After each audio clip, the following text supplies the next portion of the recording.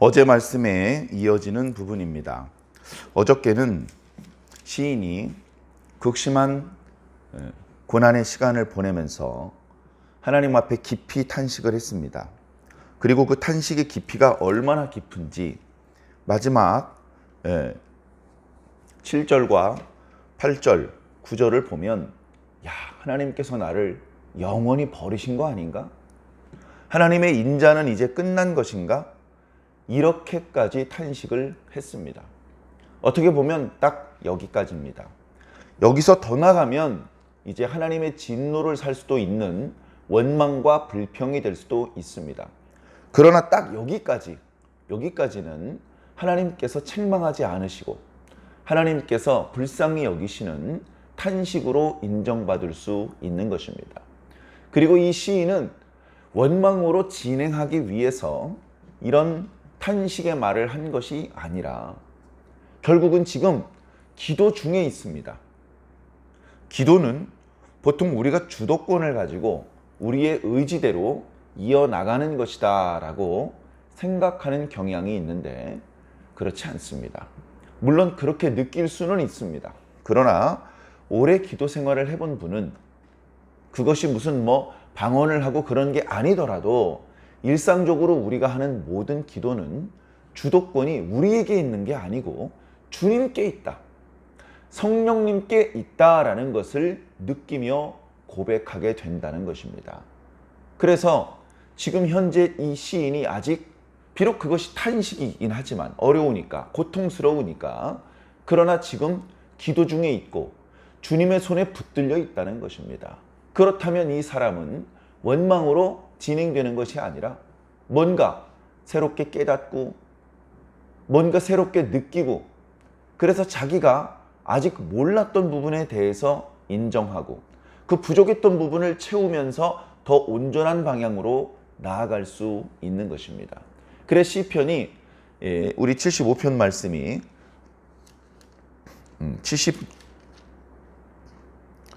77편 말씀이죠. 이 말씀이 이제 어저께 우리가 묵상했던 부분에서 우리가 하루 묵상의 분량으로 끊고 또 오늘 10절 이하의 말씀을 이제 묵상을 하기는 하지만 그러나 이제 원래는 하나의 시편이지 않았겠습니까? 그래 그 전에 묵상했던 73편과 마찬가지로 앞부분에는 극심한 어떤 몸과 마음의 고통 그것을 호소하는 그런 뭔가 시인조차 흔들리고 있는 그런 상황이지만 이내 그 흔들림을 바로잡고 여전히 은혜를 베풀고 계시는 하나님을 발견하며 그 하나님께 감사하고 하나님을 찬양하는 모습으로 그렇게 나아가는 것입니다. 이게 우리 신앙의 모습이어야 되는 것이죠. 좁게는 시편 77편 안에서 흔들리던 이 시인이 다시 반석 위에 서게 되는 그런 모양인데 우리 신앙이 그래야 되는 것입니다. 우리 신앙이. 교회 다닌 지 오래되는 성도도 흔들릴 수 있습니다. 안 흔들리면 좋겠지만 흔들릴 수 있는데 흔들릴 때마다 넘어져 버리면 그럼 넘어지는 게 습관이 되는 건 곤란합니다. 이기는 게 습관이 돼야 됩니다. 이기는 게. 그래 기도하는 상태에 있어야 하나님이 주도하시는 상태 속에 있어야 안전할 수 있는 것입니다. 자, 말씀을 좀 자세히 살펴보겠습니다. 10절에 내가 말하기를 이는 나의 잘못이라. 아이고 이거 내가 어리석었구나. 아이고 내가 연약하는구나. 내가 이런 어리석은 말을 하다니. 7, 8, 9절의 말씀을 하면서 그게 너무너무나 현실적으로 힘들기 때문에 하나님께 탄식하면서 내뱉은 말들인데 그런데 자기가 내뱉은 말을 다시 자기가 생각해 보니 이런 말은 하면 안 되는 말인데 내가 얼마나 연약하면 현실의 고통이 너무나 심각했으면 그리고 어리석었으면 이런 식으로 표현을 했나 하면서 자기 자신의 어리석음과 잘못을 인정하고 있는 것입니다. 생각을 고쳐먹는 것이죠. 기도하는 중에 주님께서 주도하시는 상황이기 때문에 가능한 것입니다. 생각을 바꿔보는 겁니다. 생각을. 그래서 그 다음부터는 뭘 하기로 했냐 하면 지존하신 하나님께서 과거에 하셨던 일들을 기억해 보자. 과거에 하나님께서 무슨 일을 하셨는지, 그 일을 어떤 방법으로 하셨는지 보자는 겁니다. 그걸 기억해내겠다는 겁니다. 그것을. 하나님께서 과거에 하셨던 일을 살펴보니까 하나님께서는 당신의 백성을 구원하시는 일을 하셨습니다.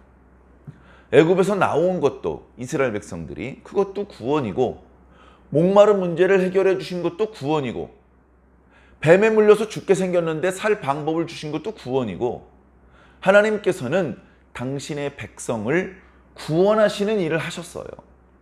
어떤 방법으로 하셨죠?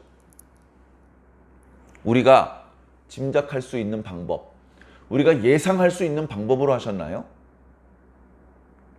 전혀 우리가 예상할 수 없는 방법을 쓰셨습니다. 어떻게 애굽에서 그 노예 생활하는 상황에서 나왔지? 우리가 생각할 수 있는, 짐작할 수 있는 방법이 아니었습니다. 어떻게 홍해를 건넜죠? 그런 방법으로 건널지 누가 예상할 수 있었습니까?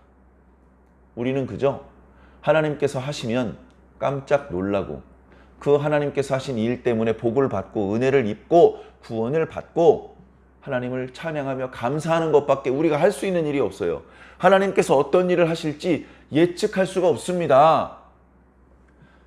하나님께서 하셨던 일을 쭉 기억해 보니 하나님께서는 당신의 백성을 구원하는 일을 하셨고, 두 번째, 그 방법은 우리가 예상할 수 없는 방법이었다.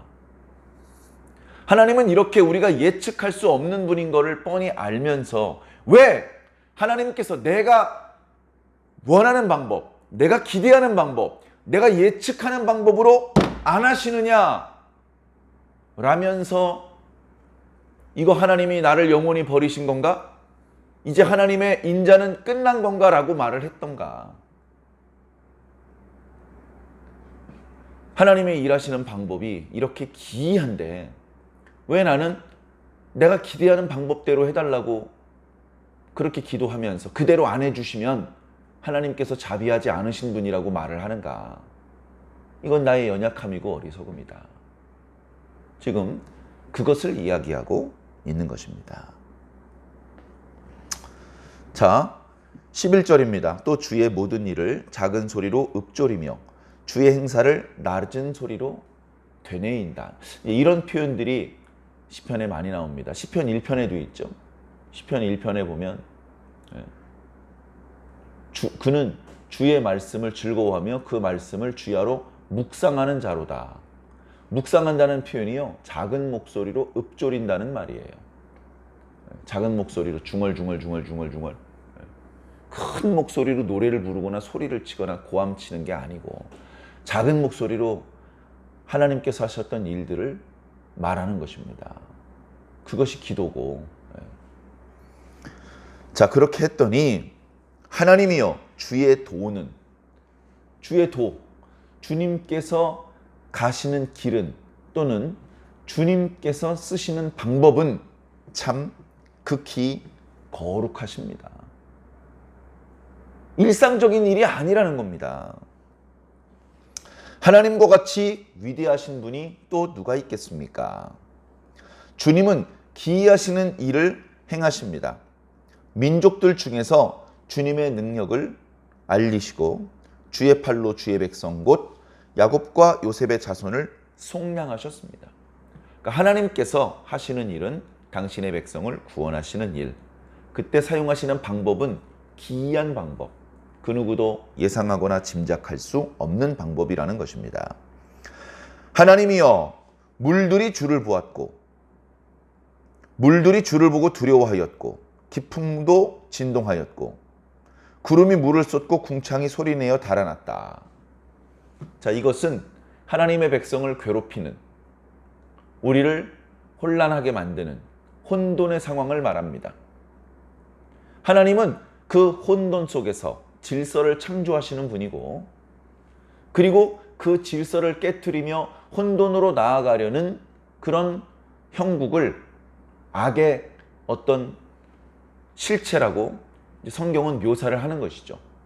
그래서 물, 바다, 어둠, 기품 이런 표현들이 나오면 구체적으로 그것이 물, 또는 깊은 구덩이를 뜻하는 것이 아니고 하나님께서 만드신 질서, 하나님의 말씀, 그것을 거스리는 혼돈의 세력을 말하는 것입니다. 그러니까 이 세상에 있는 어두움, 죄악, 죽음, 하나님의 백성을 유혹하는 모든 불의한 것들, 이 모든 것들이 바로 이런 혼돈이라고 볼 수 있는 것이죠. 이 혼돈은 우리가 싸워서 이길 수가 없습니다. 우리가 빛과 싸워서 어둠과 싸워서 어떻게 이깁니까? 어둠은 빛이 나타나야 제압할 수 있는 것입니다. 우리의 힘으로 이기고 지고 이야기할 수 없는 것이죠. 그래서 우리들은 정신을 차리고 깨어 있어야 되는 것입니다. 그리고 주님께 붙어 있어야 되는 것이죠. 자, 그런데 그런 혼돈의 현장, 당신의 백성이 괴로움을 당하고 있고, 야, 이거 하나님께서 나를 완전히 버리신 건가? 이런 탄식을 내뱉는 그 현장에 하나님께서 임재하신다는 겁니다. 하나님께서 임재하시는 순간 모든 무질서는 사라져버린다. 하나님의 임재 아래서 모든 문제는 해결되어 버린다. 여기 보면 화살이라는 표현이 있어요. 17절에 주의 화살. 주님께서 화살을 쏘셨나? 갑자기 왜 화살이지? 화살은 빠르게 날아가는 것을 뜻합니다. 그래, 어둡고 구름이 물을 쏟아내는 상황 속에 뭐가 빠르게 날아간다면 그건 번개입니다. 그 번개가 빠르게 날아가는데 그 번개 때문에 우리는 두려워하기도 하지만 성경은 이 번개처럼 빠른 것이 바로 하나님의 임재라고 표현하고 있습니다.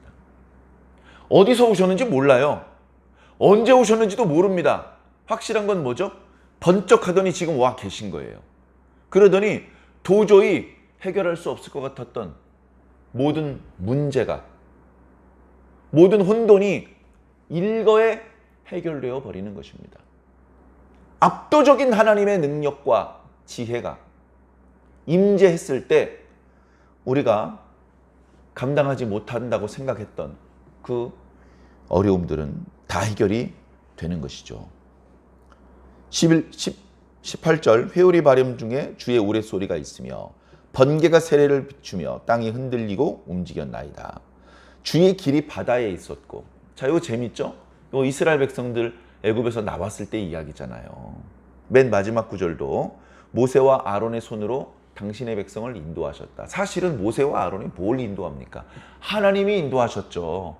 백성들의 눈에 모세와 아론이 보였지만 모세와 아론이 뭘 할 수 있습니까? 하나님께서 다 하신 것입니다.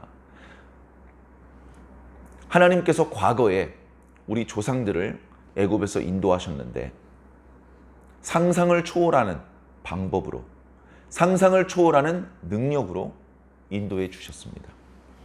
심지어 바다 가운데 길을 내시기까지 했습니다. 그 누구도 예상할 수 없는 방법이었습니다. 그런데 그 속에 주님의 발자취는 알 수가 없다. 주님께서 바다를 밟으셨는데 발자국은 남지 않았다. 주님께서 분명히 임재하셨는데 주님께서 임재하셨다는 증거물은 확보할 수가 없다. 봐, 이게 하나님께서 오셨다는 증거잖아 라고 말할 수 있는 게 지금까지 단 하나도 남겨져 있지 않습니다. 사랑하는 성도 여러분, 과거에 하나님께서 당신의 백성들을 인도하셨고 또 구원하셨습니다. 그 방법은 너무나 탁월하셨습니다. 우리가 예상할 수 없는 강력함, 그리고 우리가 전혀 생각할 수 없는 지혜로운 방법으로 그 일들을 수행하셨습니다. 그리고 그 하나님께서는 그때만 잠깐 그렇게 하신 것이 아니고 계속해서 당신의 백성들을 인도하고 계시고 구원하고 계십니다. 그래, 시인은 하나님께서 나를 영원히 버리신 건가? 하나님의 인자하심은 이제 끝난 건가? 라고 탄식하기도 했지만 다시 생각해 보니 내가 어리석은 것이었고 내가 어리석게 내가 예상할 수 있는 방법대로 도와주시기를 구했고 그 방법대로 하지 않으셨을 때 하나님의 인자가 끝났다고 어리석은 말을 짓거렸을 뿐이고 나의 어리석음과 상관없이 하나님은 여전히 당신의 백성을 인도하고 계시며 당신의 방법대로 일하고 계신다. 그렇다면 이 시편을 읽고 있는 오늘 저와 여러분들은 하나님께서 인도하지 않으실까요? 하나님께서 구원하지 않으실까요? 우리가 충분히 짐작할 수 있는 방법으로만 일하실까요? 아닙니다. 여전히 지금도 우리를 인도하고 계시며 구원하고 계시고 그 과정에서 우리가 예상할 수 없는 방법으로 우리를 이끌고 계실 것입니다. 그러므로 우리는 하나님을 두려워하지 말고 또는 하나님께서 우리가 원하는 방법대로 일하지 않는다고 투정 부릴 것이 아니라 하나님을 온전히 믿어야 됩니다. 하나님께는 압도적인 능력과 탁월한 지혜가 있음을 깨닫고 우리를 계속해서 인도하시며 구원하시는 분이라는 것을 온전히 신뢰하고 그 방법이 우리가 예상할 수 없는 방법이라 하더라도 우리가 당하고 있는 고난이 조금 길어지는 것 같더라도 우리 힘으로 감당할 수 없는 복잡하고 어려운 상황이라 하더라도 하나님을 믿고 기도하면서 기다려야 되는 것입니다. 아직 그 문제가 해결되기 전에 벌써 감사와 찬양을 시작했던 시편의 수많은 시인들과 함께 우리도 하나님을 찬양해야 하는 것입니다. 사랑하는 성도 여러분, 오늘도 그렇게 주님과 온전히 동행하시기를 예수님 이름으로 간절히 축원합니다. 아멘.